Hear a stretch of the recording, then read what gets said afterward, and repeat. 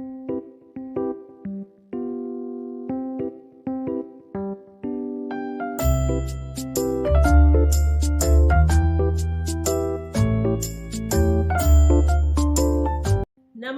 दोस्तों, कैसे हैं आप लोग और कैसे हैं सब लोग आपके घर में। मैं प्रियंका आप सबका स्वागत करती हूँ मेरे चैनल प्रियंका की दुनिया ब्लॉग और मेरी इस नई वीडियो में।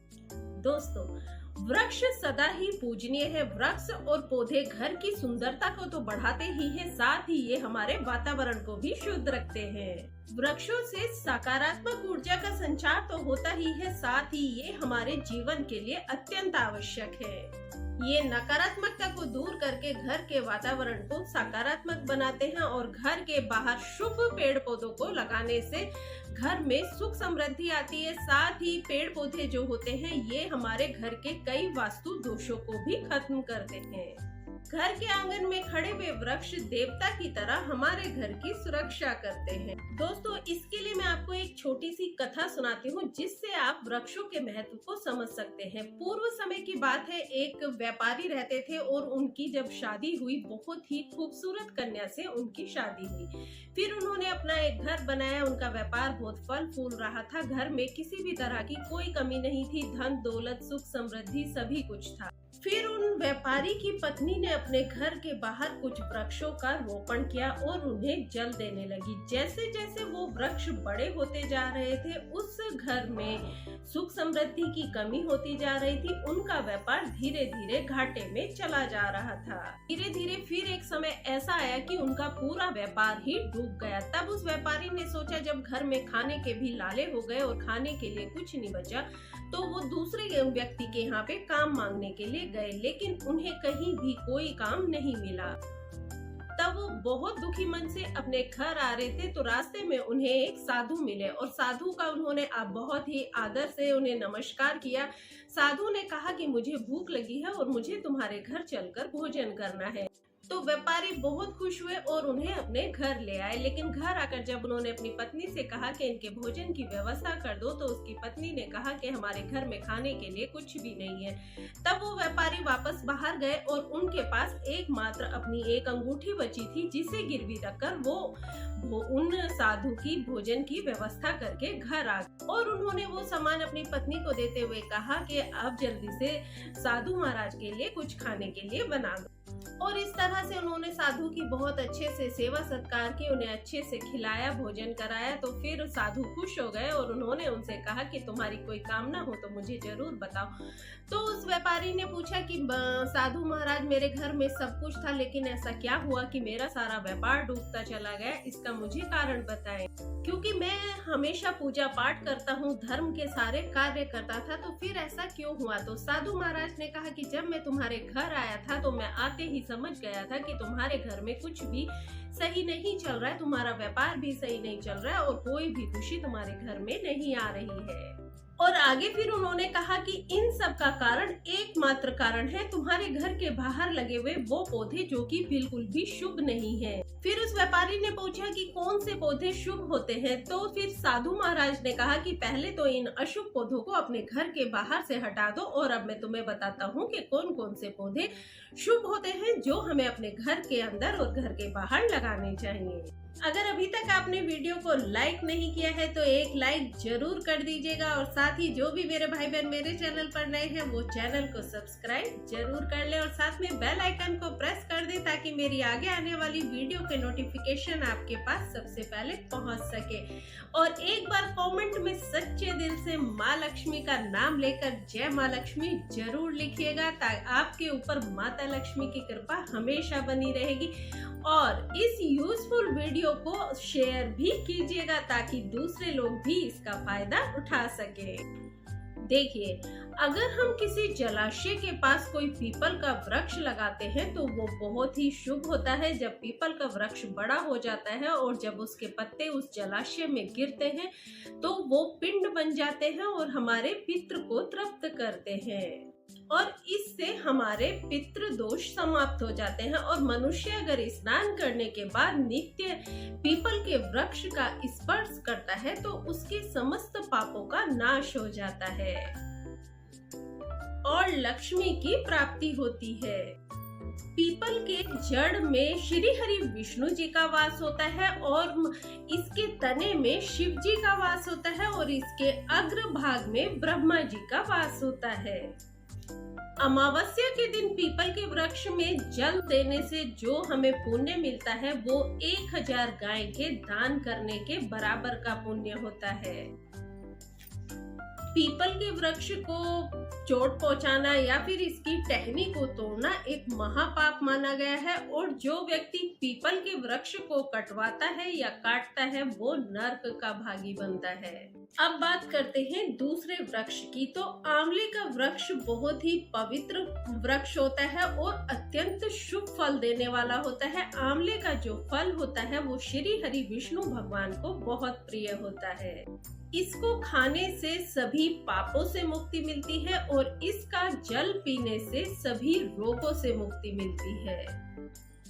आंवले को जल में मिलाकर पीने से सभी प्रकार के रोग तो दूर होते ही हैं, साथ ही दरिद्रता भी दूर होती है और हमें ऐश्वर्य की प्राप्ति होती है।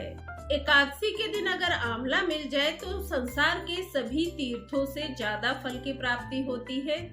जिस घर के सामने आंवले का वृक्ष होता है वहाँ पर साक्षात लक्ष्मी नारायण निवास करते हैं और अपने घर में आंवला लगाने से फिर से मृत्यु लोक में जन्म नहीं लेना पड़ता है।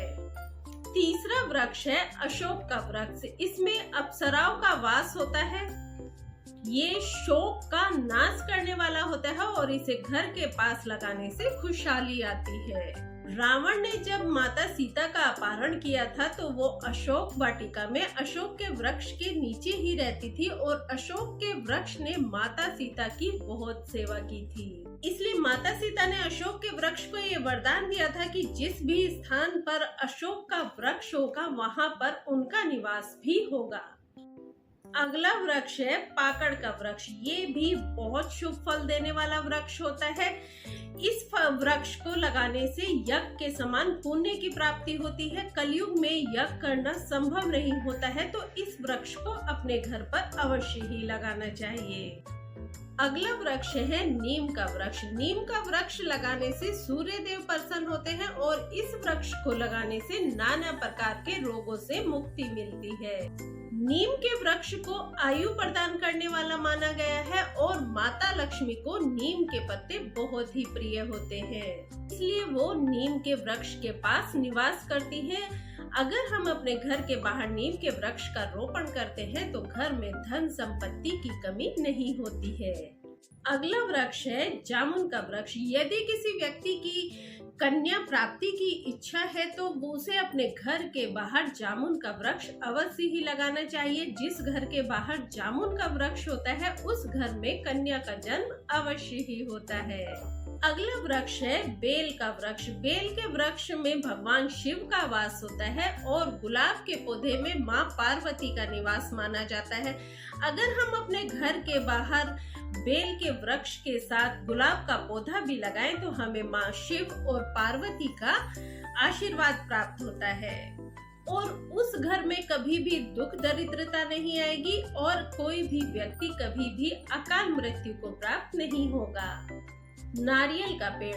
नारियल का पेड़ अत्यंत शुभ माना जाता है। नारियल किसी भी धार्मिक अनुष्ठान का सबसे महत्वपूर्ण अंग माना जाता है। घर के आंगन में नारियल का पेड़ होने से घर में हमेशा शुभता बनी रहती है।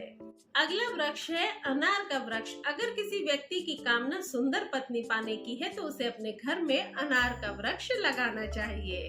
पलाश का पेड़ ये तेज प्रदान करता है, इसलिए इसे भी अपने घर में अवश्य ही स्थान देना चाहिए। अगर किसी घर में कोई व्यक्ति बीमारी से जूझ रहे हैं तो ऐसे घर में खैर का वृक्ष लगाना चाहिए। खैर का वृक्ष आरोग्यता प्रदान करने वाला होता है। मोगरे के पेड़ में गंधर्व का वास होता है। इसे अगर हम अपने घर के पास लगाते हैं तो हमारे हर कार्य सिद्ध होते हैं।